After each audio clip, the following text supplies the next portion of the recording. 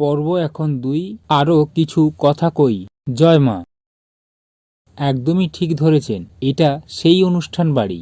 খালি পেটে গান শুনলে পেটের কষ্ট বাড়বে, তাই নিলাম কাবাব, বেবিকর্ন, কফি। প্রায় সবারই ঠান্ডার সময় কফি খেতে ভীষণ ভালো লাগে। আমার বেশ দারুণ লেগেছিল সেদিন। আর কফি খাওয়ার ফাঁকেই নিয়ে নিলাম কাবাব এবং বেবিকর্ন। আসুন এবার দেখি স্বাদে কেমন হয়েছে। প্রথমে বেবিকর্ন দিয়ে শুরু করলাম। এবার একটু টমেটো কেচাপ লাগিয়ে খেতে শুরু করলাম। স্বাদের দিক দিয়ে বেবিকর্ন আমার মোটামুটি লেগেছে।